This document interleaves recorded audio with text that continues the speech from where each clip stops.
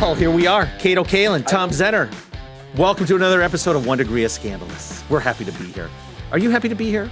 Happy to see you. Happy to get out of the house. I've got to, real quick, I'll always mention this one time, and I appreciate you not getting a hold of me on Sunday. I'm blown away.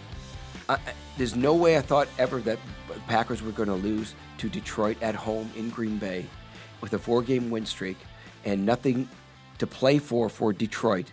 And I had this weird feeling because during the Sunday, every time it was mentioned of the Packers' record in December, and it said we were 30 wins against 3 losses against Detroit. Everything was in the favor. I said, this is the biggest jinx that's going to happen. Mm-hmm.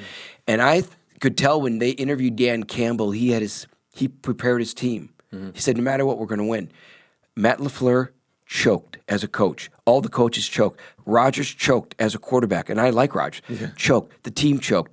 The guy pushing the referee. Quay Walker's pushing the trainer. And then the other guy next to another Packer pushed another guy. Could have been kicked out. Mm-hmm. It's horrible coaching. I won't get into the whole thing. No discipline. I was crazy. Yeah, I had a really, really difficult time on Sunday night. I did turn everything off. Everything was set up for you. It was prime time. It could have been a glorious evening. The last time I cried when a team that I really liked lost, I think was 1977. I was 10 years old. The Vikings lost to the Dallas Cowboys in the NFC divisional playoffs.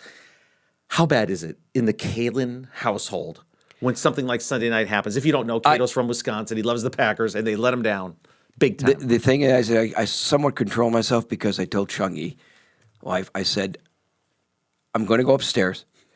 I said, I don't want to go crazy in front of you. Mm-hmm. So I went upstairs.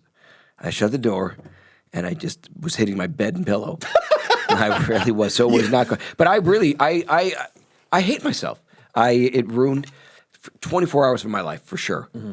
And that's it. Yeah, it's real. I mean, you're really invested in that team. 40 season tickets for the family. I mean, come on, you grew up with these guys. Sorry about that. And I grew up hating the Packers because I'm from Minnesota. Sorry to lose then. I really thought that. I think at halftime when Aaron Jones fumbled, he's fumbled in every. Well, that wasn't a playoff game, but to me it was a playoff game because they win to get in. He's fumbled 4 straight years in a playoff game. Wow. And it's amazing. This guy, Aaron Jones, blew it, and that's when we were going to score a touchdown on the 10-yard line, and then they came all the way back and scored. Well, they can't break your heart for the next 8 months or so. So we're good? We cool? Well, you might get mad at him on draft night or something. Well, it's in me. Okay. It's in me. It's a depression. But anyways, we have a great guest. Hey, we got a great show today. By the way, we've survived the floods here. I mean, the rain it's still coming. Is it still supposed to rain more? This is Tuesday not today. When we're taping, but and tomorrow. But I think it's coming back on Saturday. But so. I was in the mud yesterday. My son had a commercial. Oh, it's great. And it was outdoors. So it was for the Peace Corps. He's 13 years old, and he's shooting a commercial for the Peace Corps, but it's pretty funny. So, yeah, man, it was muddy. It's just like very abnormal. Like if they had played the Rose Bowl yesterday, I don't think it's ever rained for the Rose Bowl. Good thing they didn't have the national championship game at the Rose Bowl. They had it at SoFi Stadium. By the way, so we walk in here today, and who'd you run into? An old acting partner of yours? Not a partner, but someone that I bumped into was Kevin Dillon, who I love. And we just went over past stories from years ago. God, that's great. When I picked him up at a party, he said, hey, I need a lift home. And I didn't know him, but we were hanging out at this party. I said, sure. So I drove him home, and I brought that story up. He was with a buddy of his named Phil, who I worked on a movie called Hail Caesar. And that movie had Robert Downey Jr., Michael Anthony Hall, John Voight, Robert Downey Sr. It was so many A-list that are A-list on this thing, and I had a part in this, and I also had a casting service. I was always an actor in it, and so time out. Was this pre-OJ? Yeah, no kidding. Pre-OJ. Wow, I got to look that one up. Hail Caesar. Did you say was Dylan in it? But his buddy was. Buddy was in there, and I don't know if possibly mad for Dylan. I don't know. Yeah, it was a huge cast, but. That was the days. Yeah, because Victory tapes right here in this studio right before us. They did an episode today. No, that's cool. I bet it was just like you hadn't lost a beat, right? Oh, yeah. It was just, hey. And we looked at it. Oh, yeah. So I reminded him of the story. Great guy. Okay, so I'm gonna watch. I'm gonna find it if I can. Yeah. Hail Caesar. Okay, I got to see you acting in this thing, man. A little bit. I have a small part. But, parts get cut out. But a much bigger part. My part, when they cut you, they they cut you out. All right, so I play gay, sort of, so you'll see it. Yeah. Okay, now I'm really intrigued. I cannot wait. All right, what do you say? Should we get into it? Yeah, Got a great guest today. A lot of fun sports talk, a lot of fun sports scandals talk, and maybe some Michael Jordan stories he has. Some celebrity talk from golfing. Yep. So we're going to take a quick break. We'll be back with a special guest. All right, Cato. Guest time. Are you ready for this? Do you know how excited I am? I called you up yesterday. I said, do I need to wear a jock and a cup because I'm into sports? And you said, yes. And then I said, why do you call mine a joke strap? Tom, it's a jock strap. All right, I don't wear the World Cup down there, but still. All right, I'm small, but I don't care because our guest is big. He's big. Great ego. He's I love him. Big in sports media. He's seen a lot, by the way, a lot. And we're going to talk about a lot of sports scandal, I think, that we could cover right here. Dan Dakich, you're going to recognize the face, formerly of ESPN, played for Bobby Knight in Indiana, was a head coach at Indiana, has been around the sports world for many, many years, and now has his big-time show at Outkick.com. Big fan of Clay Travis and everything he's doing there. Love Outkick. Dan, welcome from Indy. Thanks so much. Hey, I got to tell you, this is a thrill for me, but I didn't realize when we were getting this thing set up, you put Johnny Drama on and said hello. No. That was E. That was E. This is his studio. Yeah, okay. All right. Johnny Drama was here earlier. All right. I thought it sounded like E. Well, then you said it was Kevin Dillon, and I said, wait a second, that's Johnny Drama. What are you guys doing to me? Well, I'll tell you, Dan. Kept him. Kevin Dillon was in right when we started the show. Kevin walked out the door. The other Kevin, Connolly, walked in. We said, you got to say hi to Dan. That's who you were talking to. E from the show.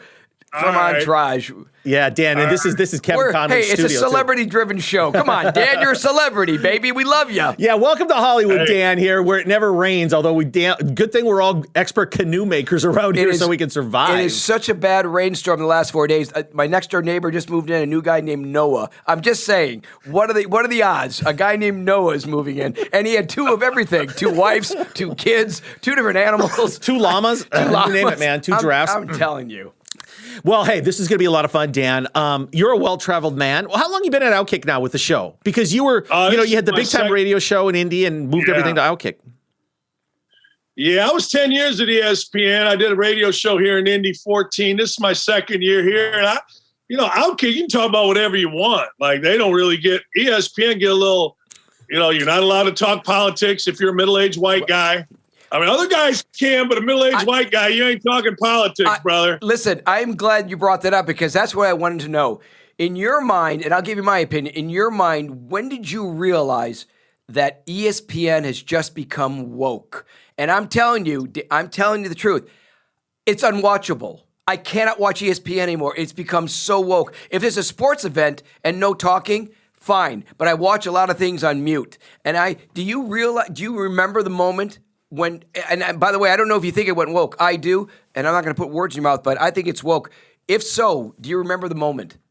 Well, see, the thing, Cato, is I was kind of an independent contractor. I just did games, or I went in there and I did maybe studio show. But I remember kind of like what you're saying. I remember starting to watch it. It was a little bit before the pandemic, and I'm like, you know what? This crap is unwatchable. Like, I'm watching right. Different guys saying things, and I'm sitting there going, all right, I'm going to turn the channel. And frankly, for me, it started when Mike and Mike went off the air. Mike was like my safe haven. I liked Greenberg. I liked Golick. So I'd watch them, then all of a sudden, what do I have to watch? I mean, his new show went to all this crap. The guy Ryan Clark won't work with Sage Steele because she's a conservative and all this clown crap. So frankly, I was never there as a full-time employee. I lived in Indy and would fly to games and do 2 or 3 games a week. But I'm with you. Whenever you thought it went that way, I thought it went that way. And frankly, I started watching a lot of 2.5 Men and freaking 30 Rock instead of watching that crap because I just can't watch it in the morning. Well, I'm glad you said that. And I'm not the only one. I have many buddies. We are very much into sports and watch things, have a beer. Yeah. But you said like Ryan Clark would not work with Sage Steele, but yet you had said that ESPN said no politics. But isn't that sort of politics right there? Of course. Of course. And Clark, his problem was that Sage was a conservative. And as you well know, and I don't know your politics, and I'm not going to pretend to, but she was a conservative. 90% of the sports media is liberal. And Clark, being a liberal, said, I don't want to work with her. And Sage is like, what the hell are you talking about? And by the way, you asked me about Sage's lawsuit. I was just with her. I was with her at the Army-Navy game with Chris Harrison, the guy who got kind of canceled out of The Bachelor. Yeah, The Bachelor. Yeah. And we were hanging, and Chris, by the way, told me he got paid pretty good for that whole deal. Wow, I'm sure he did. To make him walk away and not say a word. Yeah, they had to pay him big. It's Sage's lawsuit's still going on, so good for her. I hope she wins it. It's pathetic. I mean, she's an employee. She's part of that team, part of that family. I mean, it's a joke to think that I'm not going to work with her because I don't agree with her. The others, she can't say that. You know this. You can disagree with people. You can even dislike people.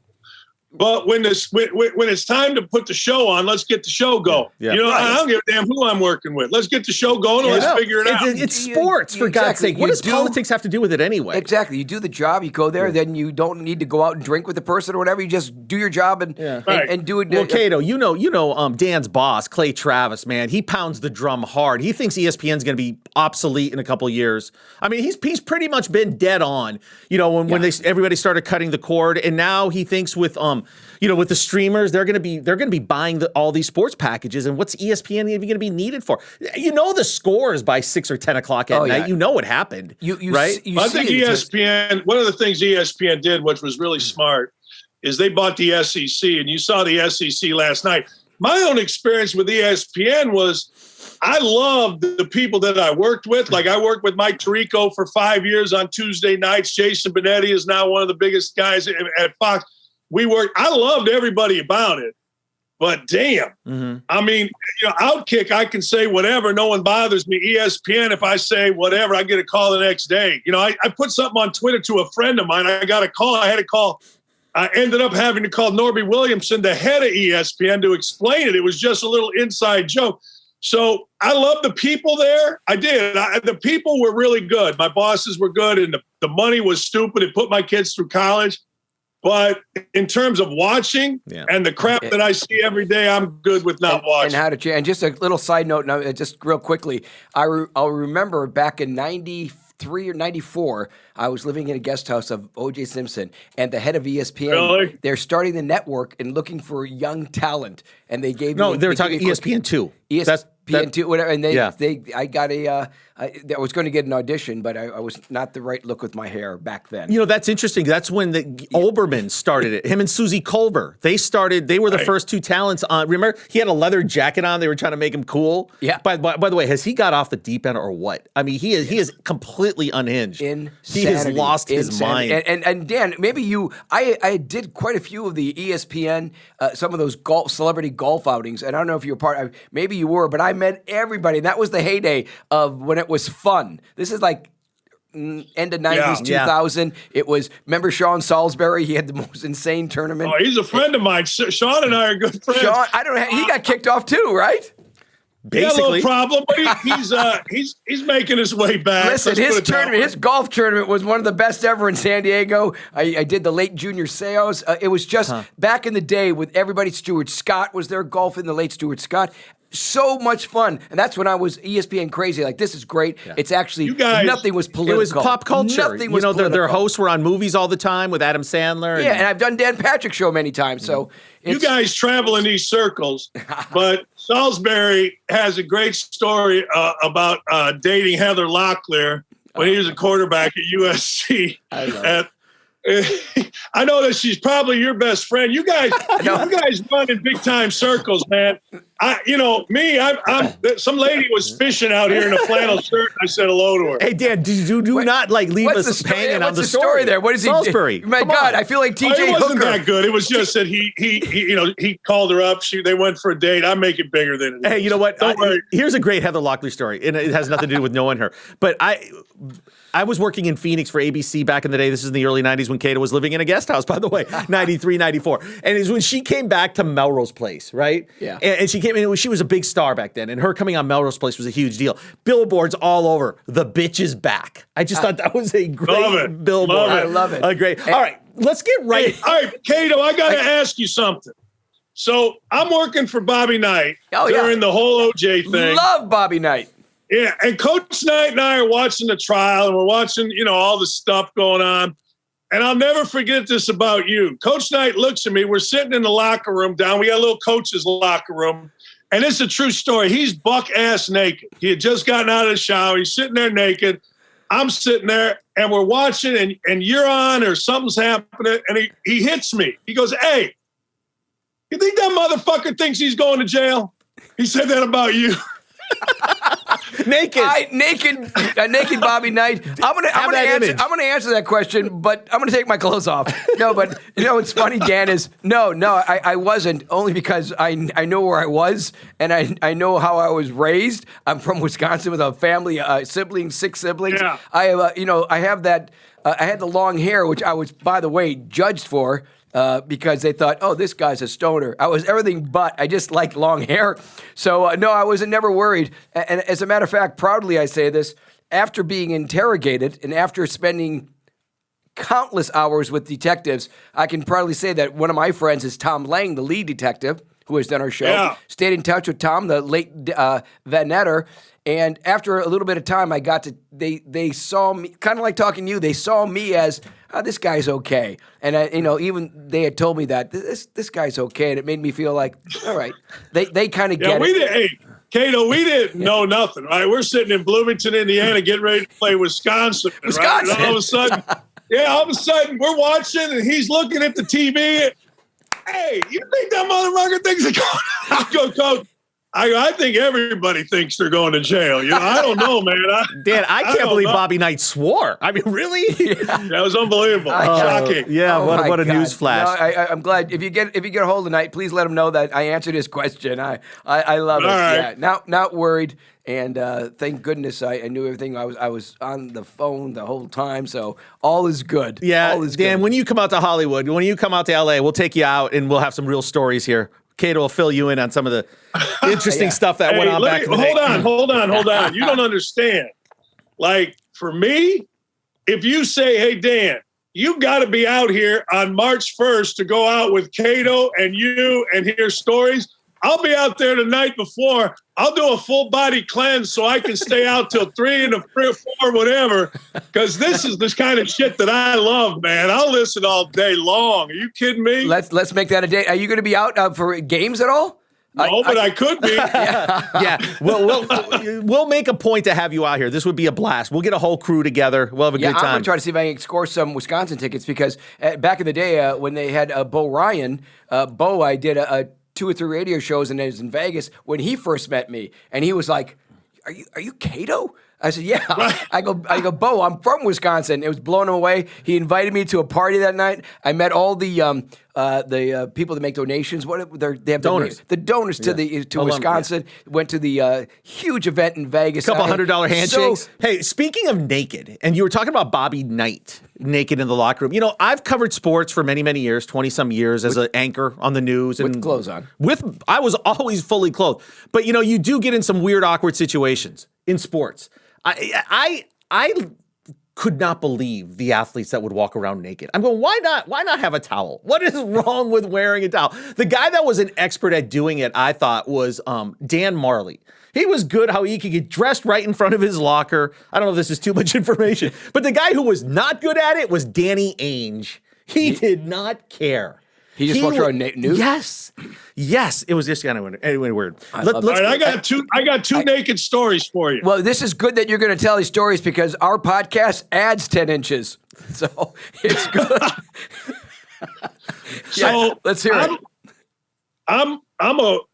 I shouldn't tell this story, but I'm gonna. Go ahead. I'm a junior in high school, and Bobby Knight recruits me. I go to the game, Indiana against Ohio State, and Indiana wins. And Knight invites us in the locker room. I'm a high school kid. I don't know nothing about recruiting. And next thing you know, we're standing there in the locker room. And I can't tell that story. I'm gonna go to another one. No, I can't tell it. Okay, at dinner. Because I don't want to be up till 2 a.m. worried about it. Was Heather Locklear involved? Hey, You remember Tom? You probably remember. You remember the name Damon Bailey? Of course. Yeah, I know Damon Bailey. Phenom kid in Indiana. Yeah. Mm-hmm. So Damon Bailey, we had a Mr. Basketball named Pat Graham and an All-American named Alan Henderson. Mm-hmm. So Alan played 15 years in the NBA. So Knight, we lost or whatever. Knight's pissed. He tells me, he jumps in the shower and he tells me, go get Damon Bailey and Alan Henderson and Pat Graham. So I come back with Alan Henderson, Damon Bailey, and Pat Graham, and Knight's got a towel. And he's doing a chamois on his balls, right? He's so I bring these guys in, right? These are college kids. Knight starts MFing them and kicks them off the team. He kicks 3 of our 5 best players off the team, bent over, balls are hanging, doing a chamois, screaming at these guys over his shoulder, and Damon Bailey starts laughing. And Knight goes, what are you laughing about? You guys get dressed, get the hell out. You're done. You're not playing. I walk out. I go, Bailey, what are you doing? Why are you laughing? He goes, Coach, the man was naked and his balls were hanging down to his knees. How could you not laugh? And his balls hang low. It looks like he's playing soccer. Dan, why did you want to play for him? I mean, you had to see that volatile nature. I mean, what about him was attractive to say, gosh, I want to spend 4 years in this hellhole? I spent 16 years there. I loved it. For me, man, it was perfect. Like, my recruitment went like this. They came to see me play. I had 49 points in the game. They bring me up to this game. Game's over. I go in the locker room. I'm just standing there. Knight tells my dad and my brother to stay right here. We leave. Next thing you know, I get smacked in the side of the head, like hard. I'm looking at a board, I get smacked, and I turn around, and I got my fist like this. It's Bobby's balls. It's Coach Knight, yeah. It's Coach Knight. He goes, hey, are you going to play here or not? Oh, wow. I go, well, you offer me a scholarship? I go, yeah. He goes, yeah. I said, all right, I'm playing here. And that was it. That's great. Look, I'm from Gary, Indiana, which is not really Indiana. As you know, Tom, you're in Chicago. It's more Chicago than Gary. Right. So I wasn't really big on the whole, but when I came out, Indiana had been undefeated in 1976, undefeated in 1975, won national championship in 1981. If you were going to be a basketball player and Knight offered you a scholarship, in my opinion, you went, because what are you going to do the rest of your life? Say, well, I got recruited, but screw that. Right. I wanted to go compete. I wanted to go try. Yep, and it led to a great life for you. I'm coaching and now, in broadcasting. Yeah. You got to share some crazy stories about him, though. Every day that you walk to practice, out of the locker room. Those were crazy enough. Let's take it another level. Did you go in there into what is it called? The Assembly Hall for practice and go, what could possibly happen today? I mean, was it like that where you just never knew? Dude, we lost to, remember Ron Harper of the Bulls? Yeah, of course. Yes. So Ron Harper, I'm guarding Ron Harper, opening game my junior year. He drops 36 on me. He's at Miami, Ohio, right? They beat us. We're like number 10 in the country. They beat us. Game's an afternoon game, like 1 o'clock. Knight says, all right, everybody back here at 4 o'clock. We're practicing. So we come back at 4. Game was over at 3. Go eat, come back. We practice. Knight says, all right, everybody full court pickup till someone pukes. So we practice. Finally, Steve Alford, who's our freshman kid, goes, Dan, you're the captain. You got to puke, man. So I go behind, stick my finger down my throat, and I puke. We go inside. Knight comes back. He goes, all right, dressed and ready to go 7 o'clock. Same night. We practice. We're done at like 8:30. Knight goes, all right, dressed and ready to go at 9:30. That night, we practice. We're done at 10:30. Knight goes, dressed and ready to go at 11 o'clock. This is a true story. We practice. We're done at 12:30. Midnight. 12:30 in the morning. I used to get my ankles taped. I got them taped before I went home. I slept in my ankles, and we practiced at 6 in the morning, and we didn't lose another game for about 3 months. First of all, I loved it. I love that story, and I have to ask you. When you're I went to college, so when you're at university and you're on the team, how hard is school enforced? How hard is it like for you guys, because you practice and then oh my God, I got an exam. I want to pass this exam. What is that like to have both those on your plate? To have a game, which is probably top priority for any athlete, or your studies, but how do they juggle that and in flying to different places? we didn't. Night was great. You had to go to class. But I'll give you a story on that too. I got a story for basically everything. So one summer, I'm on scholarship, right? So one summer, I'm taking a class, and it's a Monday, Tuesday, Wednesday, Thursday class, 4-day-a-week class. I didn't want to go. I didn't like school. I didn't care about school. My parents were teachers, but I didn't care. I knew I was going to be a coach and whatever. So I would go on Monday. The baseball, my roommate would go on Tuesday. My other roommate would go on Wednesday. Wide receiver for the football team would go on Thursday. And we would meet on Thursday night, have beers, and share the notes, right? So Knight calls me in to his office. During the Olympic trials were there in 1984, and I think I'm going to get to practice with the Olympic team. He's behind his desk, first time ever. He goes, "Hey, Doc." I go, "Yeah." He goes, are you going to the sociology class? And I knew he had me. I go, "Coach, I got a B+." He goes, "I don't give a shit what you got in the class. You go into the class." I go, "Coach, here's what I'm doing. I'm going on Monday," and I didn't give any names. He's going Tuesday, and he starts laughing, right? He goes, "That's a pretty good system." I go, "Hey, thanks, boss." He goes, "I tell you what, that class cost the university $1,500. You got to have $1,500 on my desk by Monday, or you're kicked out of here." He goes, "Now, I don't want you to get kicked out of here. So I got a job for you lined up at the golf course, and you can work all weekend for the next 6 weekends and make $1,500. But if you do that, then fine. But if not, you got to have $1,500 on my desk Monday morning." Wow. I didn't want to work at the golf course, so I called my dad. I said, "Hey, man, any chance you can get?" He's a school teacher. "You can get $1,500. I told him what happened. He goes, "Yeah." I drove home, Maryville, picked up the money, drove back, put it on his desk. Wow. These pre-NIL. Yeah, I was gonna. These are amazing. This is amazing. Cato, I went to see Cato. I had a morning class, 8:00 in the morning. Yeah. And it's telecommunications, which was my major because there was no freaking math, right? Right. We had a game at Iowa State. Got home about 2 in the morning, 8:00 class, but I went to the class. Semester's over. I know I should get a C. I look, guy gives me a B. I go, "Hey," I still remember the dude's name. "Hey, Professor Gans, why'd you give me a B?" He goes, "You remember that game you played at Iowa State? You got in about 3 in the morning and you came to class at 8. I said, "Yeah." He goes, "Well, everybody in this whole class was looking to see if you came to class. You did. It was close, so I just made you get a B." That's cool.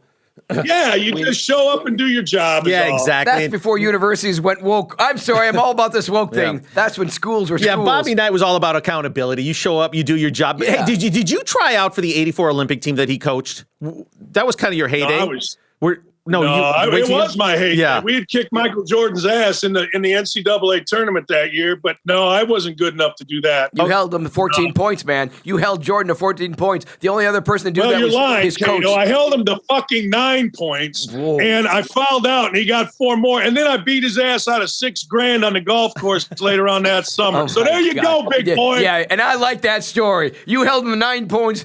The only other person that could do that was Dean Smith. That's right. That's right. There's that story. Hey, when you played against Michael, trash talking was, you had to be frustrating him that night if you held him to 9 points.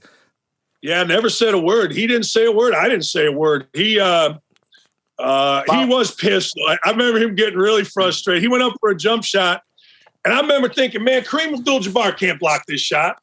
And he missed it, and I think he started just screaming. Like, I don't know what he was saying. He was just losing his mind. But, you could tell he was really good. And he was a great guy, at least to me. You guys have probably met him, but he was a great guy to me that summer playing golf. So I'm all good. Yeah, I can tell you a couple Michael stories. And did you really win win $6,000?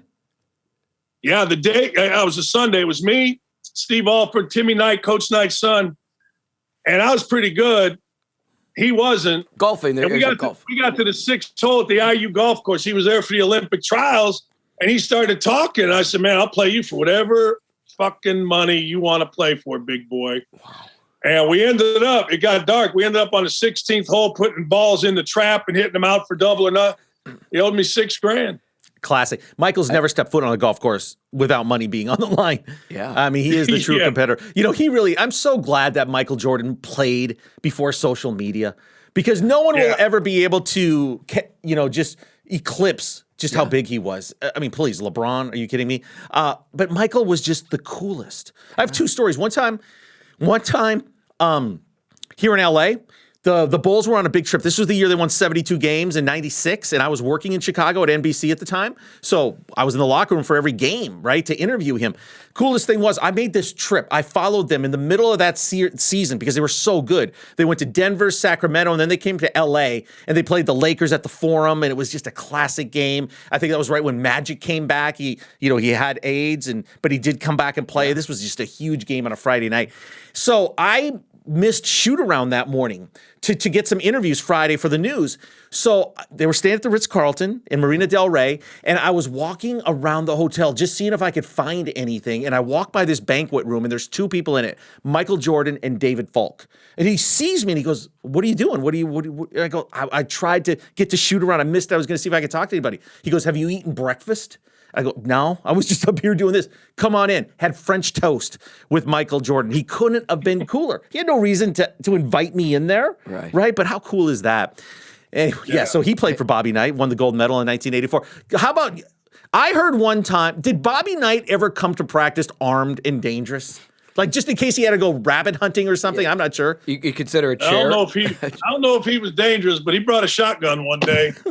And we weren't sure what the hell was going to happen. He was trying to make a point about how you got to look.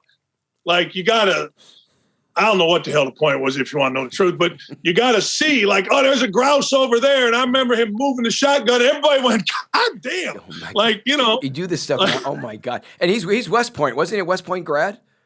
Yeah. No, he was Ohio State grad. He coached at West Point. Okay, West Point. So we didn't know if it was loaded. How do we know, right? We're just sitting there in our little practice uniform, and he's making a point about vision, and you got to see, and you got to do all that. And I'm sitting there going, wow. I don't give a shit about the point. Yeah. I don't want to get clipped here, really? man. I prefer not to get buckshot in my butt. Hey, I don't need that. Hey, was he coaching Indiana when he threw the chair, or was he like the U.S. team? It was in Puerto Rico, right next to him. Oh, you were right there for the chair throw. That was Indiana. It was my senior year. They had just called me down to come in the game. And Knight, it was the first game Knight. Remember Knight used to wear a plaid sport coat? He always had a plaid sport coat. Yeah. Well, it was the first game he didn't wear it. In fact, we're playing Purdue. We're running out to the court, and my roommate, 7'2" kid named Uwe Blopp, goes, "Hey, Danny." He's a German kid. He goes, "Danny, coach getting thrown out." I go, "What are you talking about?" He goes, "What? He's not wearing a sport coat. He had a golf shirt on." Swear to God. So call goes, and he kind of goes to grab his sport coat because he and Katie used to throw it. Well, there was no sport coat.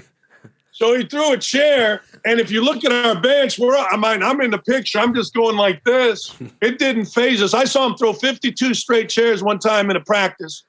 Almost died having a heart attack. So they asked me after, "What'd you think?" And I go, "I don't know. No big deal. What's the problem?" It's a Wednesday. The chair goes flying. Thank God it wasn't a lazy boy. Thank God he didn't have a revolver with him. How about the whole Neil Reed situation? Because that's when it pretty much came crashing down for him at Indiana. Yeah. Reed was a pain in the ass.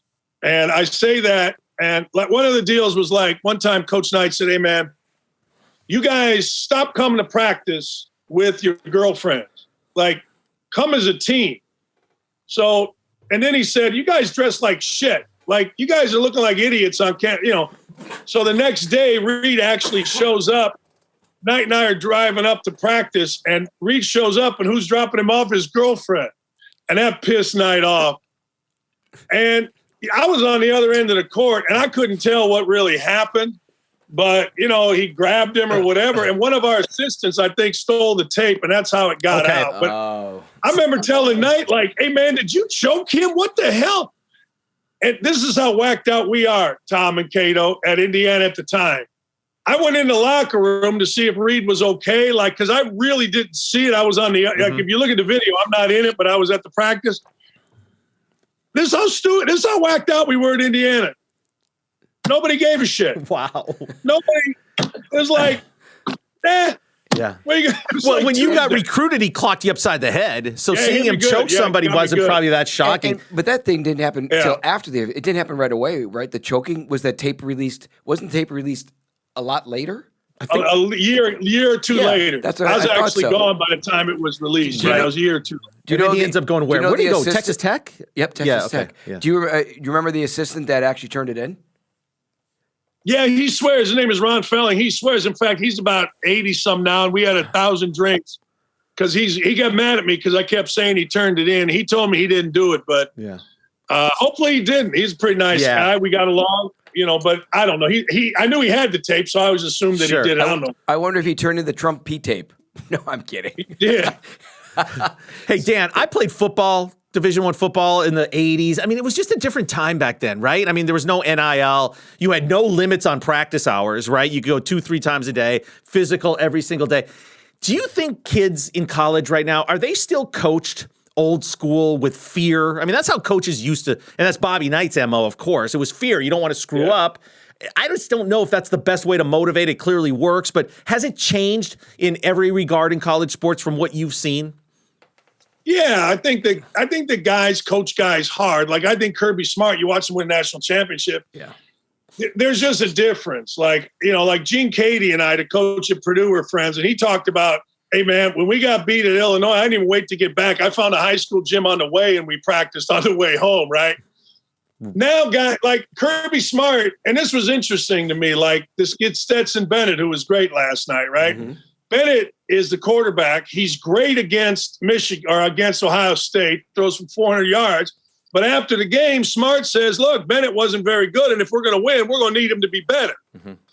Now, there's a lot of kids in this day and age whose mommies and daddies would call the coach. But Smart has a relationship, and Bennett's 25 years old. So what the hell does he care, right? I mean, he's a starting quarterback. But no, coaches are more friends now, but the good ones still get after him. I go to a lot of practice. Izzo will crush your soul. Like it was, you mentioned Bo Ryan earlier. Yeah. Hey man, Bo Ryan had a way of making you feel stupid, no matter if you were a broadcaster. And I don't even know if he swore. He just, but guys, not now, man. Dudes are more worried about recruiting their own players, making sure they stay. And I don't know if it's good or bad. Mm-hmm. Me personally, I would have wanted my son to go through what I went through at Indiana. I would have wanted him to do that because, look, I've been divorced. I've lost jobs. I've had some shit in my life that hadn't gone right. But I've never had a problem with it. I've never become, pill popper, alcohol. I mean, I've learned to handle some shit. Yeah, you can handle adversity. Character building. You have to have it. Hard work ethic. I mean, that stuff is so valuable. My dad had a belt growing up. We got the thing on the couch, bend over, and I'll never forget that. Yeah. And mom had to leave because she heard us bawling. I mean, I'm sorry. Cato, how does someone spank Cato? I mean, come on, Pops. Hey, Cato, we used to fake it. When my mom would hit us, it didn't hurt, but we would yell like it did. Yep. So she would stop. Yep. You know what I mean? Like, oh, man, Mom, God dang, Mom. I know. Man, now that hurt. I know that exactly.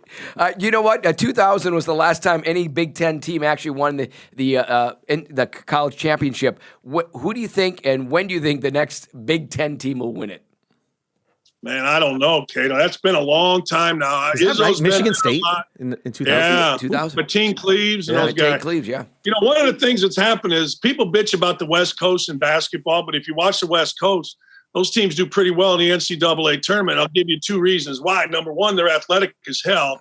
And number two, the coaches let them go play. Like the Big Ten's the best scouted league in the country, and you get games in the 50s. Well, the three of us, my wife and your wife, Cato, we could win a game in the 50s, but we ain't winning a game in the 90s or the 80s. Anybody can score in the 50s. So Big Ten teams get beat because they play these close to the vest games. That's why Izzo's the one team, because he'll get it up and down. But you know what? It has been since 2000. Yeah. And I don't know. Maybe it changes this year, but there's nothing to tell me that it does. Yeah, I tell Tom this all the time. I'm a loyal Wisconsin fan, and I go through more heartbreak and depression. I broke many remotes, and I won't get it. Tom, I'm very happy that you didn't even ask me about the Packers because I went insane on Sunday. I didn't even go out. Anyways, I have this thing, and because I saw my dad and my mom would they both love sports, and I was raised with that. And I saw how sad you become when your team loses when you're from Wisconsin. And from Wisconsin, you have back then when I was growing up, you didn't have a lot to do in the winter except your sports. So it was like, God, I'm sure I'll never in my lifetime see a Wisconsin team win a championship in basketball or football. Hey, you guys beat Kentucky. You broke their winning streak. Yeah. You know, what the hell? Hey, let me ask you two guys a question, if you don't mind. Sure. How did you two hook up? Through Bobby Knight. Bobby Knight was naked. He naked? Yes. Did he have clothes on? We saw him at LA Fitness. He was completely nude. Right? Toweling off. Doing the ball sack machine. That was amazing. Spotter.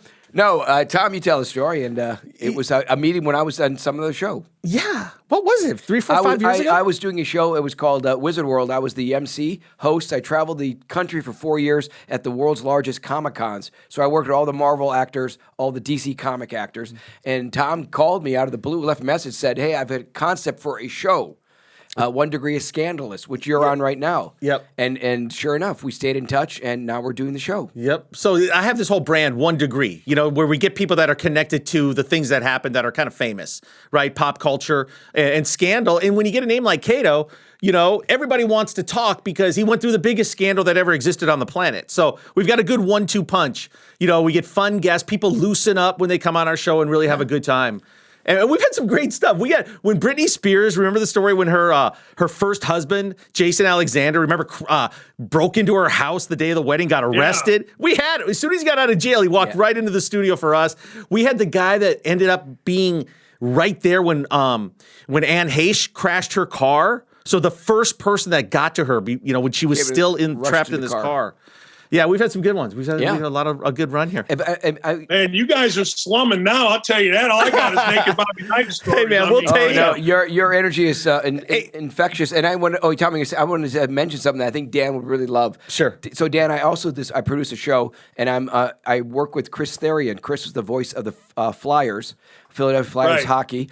So if you notice, the NHL is getting rid of fights, and so I have a buddy of mine named Charlie Nama who played NHL, and he came up with a concept. He's been my friend for 20 years, and we just do fights on ice, MMA style, and it's all hockey guys. So we did 2, and they were sold out, and now we're doing our 3rd one in Wyoming in March. And I want to exchange information. I'm going to send you probably a message, and you can see how we do this. It's phenomenal. It's on ice.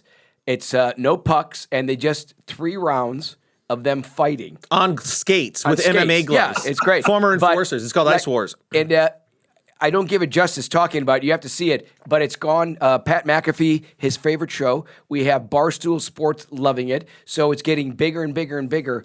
And I had so much fun doing the interviews inside the stadiums, the arenas with people, and they're all going, this is better than the UFC! And they are just balls out drinking and having fun. And these guys are real fighters. I mean, they go balls out because they want to win the money. And there's blood, right? I mean, it's a bloody mess when it's all done. It's phenomenal. Hey, it's called Ice Wars. This along? Yeah. I'm going to watch. McAfee's my neighbor. McAfee and I are pretty good friends. He just lives right over here. Did I read this a while back? Yeah, we did. McAfee, he flew out to New Jersey because it's through Netflix, a show called Untold Crimes and Penalties with the Galante family. That's the president of our league, AJ Galante. Right. That's the premise for... Right. That's the premise for the Thrashers, right? Yes. And the movie. Yes, that's who we're with. So Pat came out to a private jet, and he tells the story on. He flew out during a major storm with his crew, and they had an emergency landing. He's told the story on air, but he loves Ice Wars. So it's Ice Wars. I'm so glad you know about it. So next one's in March. I do. I absolutely look. You got to understand when I said that I would fly out to have beers or a sandwich and listen to your stories. I mean, like, I would call McAfee now and say, give me your private plane because we're hanging with Kato and Tom. Tell him hello, please. I remember this.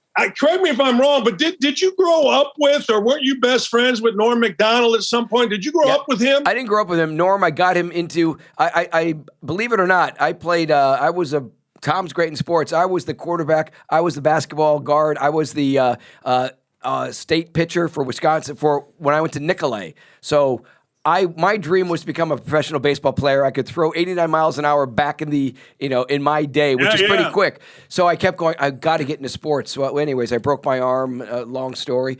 And so through time, I would see Norm, and sometimes I'd MC comedy clubs. So Norm and I just hit it off, and I said, I do this basketball league. You got to play, because Norm was like 6'3" or 4, and he was awful.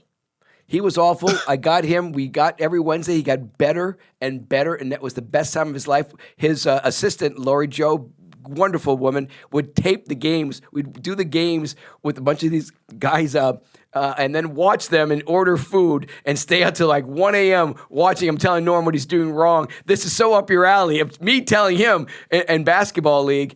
Like I said, so much fun. We went golfing, and I got a million golf stories. And that's where we bumped into Dan Patrick in Vegas on Steve Wynn's course.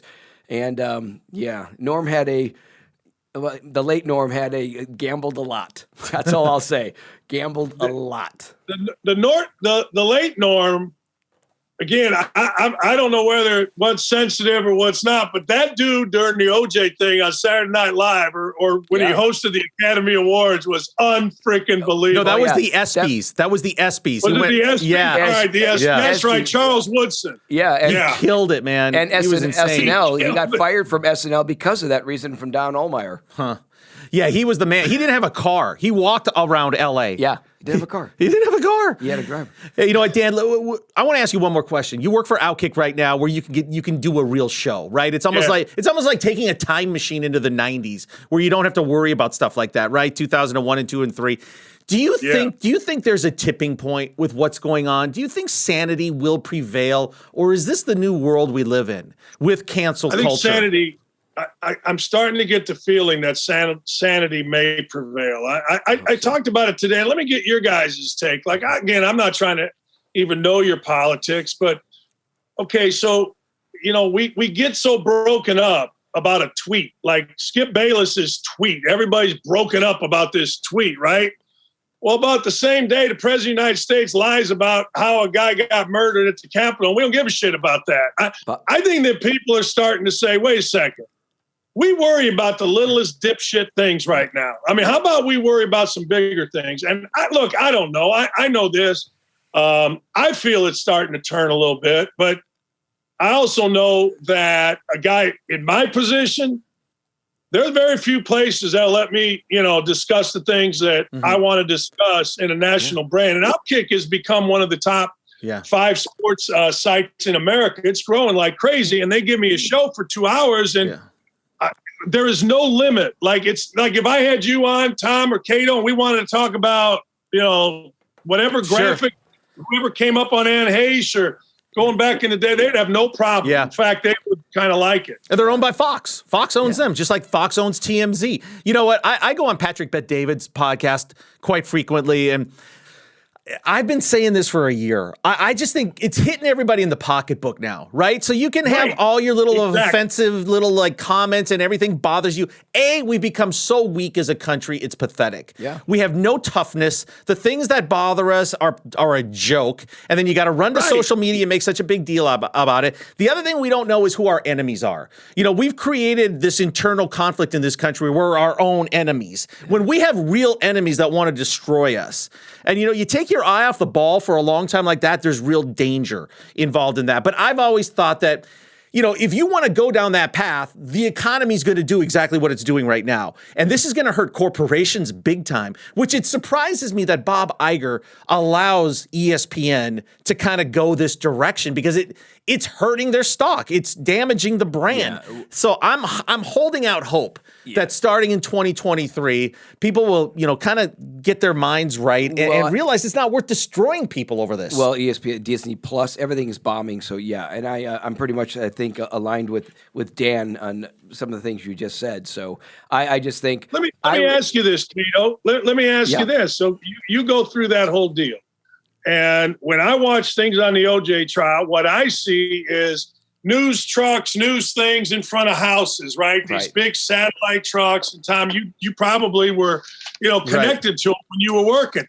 Well, how different would it have been for you had social media, Twitter, all this been there during that time? I would own the studio that we're taping in right now if I had that. Because at one time, I knew everybody in the world and everybody wanted to meet. There was no social media, and I see how social media made the Kardashian girls billionaires. So I didn't have any of that. And the thing about me is, I didn't become something different. I'm the same guy that Tom Lang even said. I'm the same person from growing up with my family, just having fun. I always look for the light in everything. And whatever my blueprint in my life was from God, he said, okay, you're going to be involved in this trial. You're going to put your life on the back burner. And I'm still hustling every single day in L.A., and I don't use the trial. I became famous for the wrong reasons. It went backwards for me. I became famous without everybody seeing that I had, I think I have talent. So I really believe in me, and that's why I think I'm still here today, and people still recognize. Do you think, because you got criticized, right? God, I was destroyed. You got a lot of hell. Destroyed. Right? You did. Yeah. How did you handle that? First of all, sense of who I knew I was. Every friend that I have keeps me humble. You never get too big. My family, you know what? I had more people that were in LA saying, "Hey, I have a friend, psychologist. You probably have suicide within." And I'm going, "No, I know I'm fine. I didn't need anything." The only bad thing was I became introverted for over a year or so because people would pick on me in the streets. So I said, "Oh, you know what? Maybe I just hang out at home for a while," which was bad for me because I'm gregarious, very extroverted, and I love people. Yeah, Dan, you got to see when Cato walks in anywhere, he takes over a room, and people think they know him. They think they know him, and they want to have these preconceived notions about him, and he destroys them all whenever he gets face to face with anybody. But when you come out for that steak, we're going to take you out to the Craig's. We're going to have you run into some celebrities out there. Maybe we'll see if Connolly and the whole crew over here wants to join us too. But we'll have a really good time. All right, we will, man. Come on out. It'll be a blast. My goal in life is to meet Jennifer Aniston. And my wife's Twitter picture, she was a softball coach. She is the spitting image of Jennifer Aniston. Wow, and ESPN, when she was coaching, they put her picture next to Jennifer Aniston's. And so I told her, you got to make that your Twitter profile. So occasionally she thinks I'm fantasizing about Jennifer Aniston when, you know. What's that line? What's that line she says in Horrible Bosses? I forget that line that everybody says. She's the most underrated movie actress I think there is. She's so she's freaking funny. Something She's about so doing good. something with her mouth or whatever. Oh, when she was playing the dentist, she had a number Yeah. of great lines in that movie. She's money in every movie she's in. I got to get you guys to come on my show. Yeah, we'd love to. We'd love to. Done deal. First of all, give my best to McAfee. Give my best to Clay and Buck. And I love Outkick. Do you listen to Clay and Buck? I mean, you know, when I think of LA, I think everybody's, you know, not going to be conservative. I think everybody's going to be liberal. Dan, there's a lot of people that just don't admit it. I'll tell you that. Yeah. Beverly Hills, throughout, a lot of people do. Yeah. They're just afraid. You can't admit it out here, right? Don't brag about it. You just got to do that. You got to work because it is very. Hey, there's a great scene in Curb Your Enthusiasm when Larry David wears a MAGA hat so he doesn't have to talk to anybody. It's like one of the greatest. Yeah. It worked, and man. by the way, Larry, very liberal. Yeah, the opposite of a magnet, that's for sure. And one of my friends is, I'm 180 on everything he says is Bill Maher. But when we talk or anything, never politics. We just laugh our asses off. But my views are although Bill sometimes has been Bill's very pragmatic. You know, he's come around. I mean, people really respect him now, and he's become the voice of reason in this country. Let me ask you guys about that. Mm-hmm. Let me ask you about Maher. You guys got time or you got to go? Yeah, we got time. Couple minutes for sure. All right. So Bill Maher, to me, seems like he went from very liberal to pragmatic / moderate. Would that be accurate? And if you guys know him, what would be the reason for that? I'll tell you a real quick answer that he says on his show all the time is that he hasn't changed. You have changed. The crowd around the left has changed. He hasn't changed at all, and which he hasn't. Same views. Yeah. He just says the woke has become something terrible. Yeah. I'll say this about him too, culture. Dan. I think he is a true liberal, right? Which is a good thing. There's nothing wrong with that. It's the progressive side of everything that just skews things, right? So he seems almost center compared to progressives when he still is a true liberal and he has those beliefs.